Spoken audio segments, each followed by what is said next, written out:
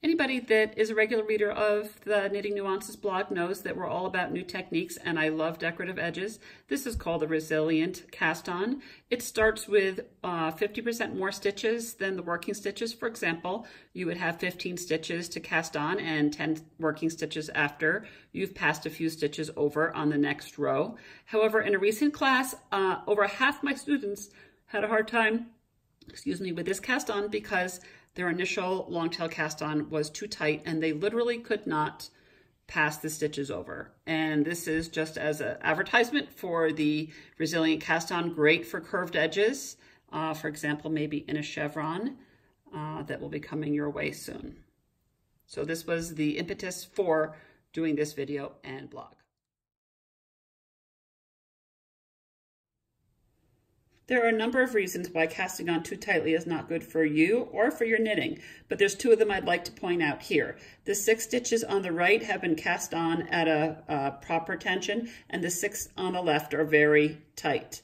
First, I'd like you to notice how casting on tightly really chokes the life out of the yarn. This yarn is condensed and squished and will not live up to its potential. The second thing is that the 6 stitches on the left are much more tight, spaced tightly together. This is what causes that bunched edge and what you'd like to avoid. Now let's see how we're going to fix this. The first tip is to set up properly and to take your time. You don't want the yarn pulling tightly from the ball, so make sure you've pulled plenty of it loose. You want a nice small triangle here, right? It's on the tips of my fingers and it's going to be easy to manage.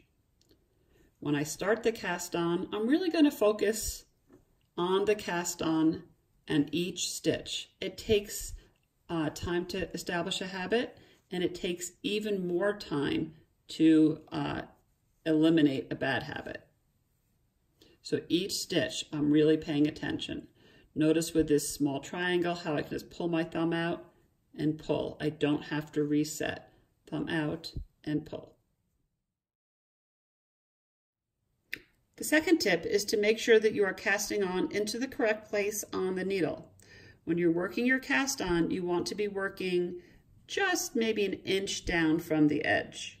If you work down too far, every time you work it, you have to pull to get to the next spot. That's causing a pull. If you cast on too much towards the tip, then you're casting on this very skinny part and it won't move down. So again, you want to be working about an inch down from the tip, taking your time to cast on. My third tip is to love your yarn, don't strangle it. As you saw at the very beginning, when you cast on too tightly, you can choke the texture out of the yarn. You don't want that. What you'd like to do is snuggle the yarn. So as I use my thumb, I'm just carefully looking at my yarn and making sure that in each case I've snuggled the yarn up to the needle. It does not mean loose. This is not a sloppy cast on. Look what happens if I just cast on too loosely. I'm going to end up with a very sloppy edge. Okay, so snuggle, don't choke, and your cast on will be nice and smooth. Our next tip is to look for it. And it is that one spot in your cast on where you're just pulling too tightly. A lot of knitters have this. As when I start a class, I always have people cast on for me. And as you cast on, generally it's at the end, there's a tug right there. This thumb will go like this. There's this little extra pull at the end. You don't need that extra pull. Just gently glide the yarn, the knot closed on your yarn, and look in your knitting to see, do you have it? That one spot where you're pulling too tightly at the end and it's not necessary. The next tip in our little series here is to spread out your stitches as you cast on. When I am teaching in the store, I always use these Jimmy Bean Smart Stix because they have the 1-inch measurements right on the needle and on the cords.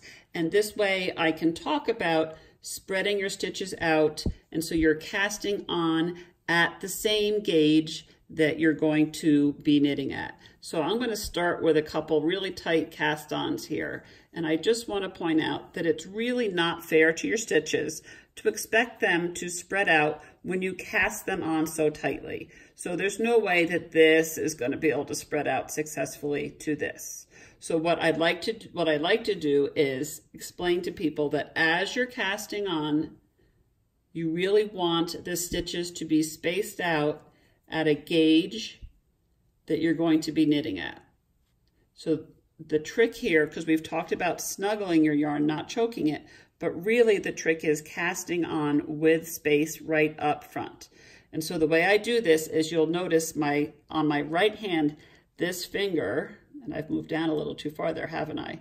This finger is going to manage the stitches on the right needle. So we're going to come around and see how I've held that so I have the gap. Now it's time for the next stitch. I'm going to hold this, and then every few stitches, I'm going to spread them out and see if I'm being successful.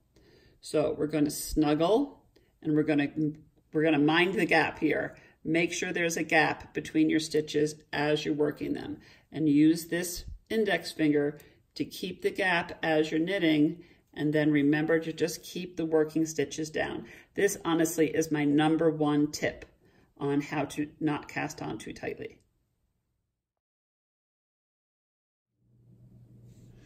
And for our last tip today, I'm going to tell you to practice. Please don't tell me that you can't do it until you've cast on 500 stitches and sat in front of the TV for an hour or two doing nothing but casting on. It takes time to break bad habits, and it's worth the investment of your time because it will make a difference in every project you knit on forevermore. So grab some needles, grab a nice squishy merino so you can see whether you're choking your yarn, and just cast on. Sit in front of the TV, do it while you're chatting with a friend, cast on stitch after stitch, make sure it's spread out, and then you can come back to me after a couple hours and tell me how it worked, because I have faith and I know it will. Thanks, everybody.